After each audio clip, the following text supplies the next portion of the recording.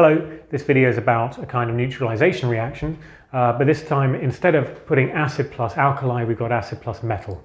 So what's the difference between a metal and an alkali? Well, alkalis contain oxygen parts, so when you get a neutralisation like that, the oxygen in the alkali will go with the hydrogen to make water. But in this case, no oxygen in the metal, we get hydrogen as a product. Beyond that, it's all quite straightforward. So you get acid plus metal makes salt plus hydrogen. The salt part will be the non-metal part of the acid with the metal.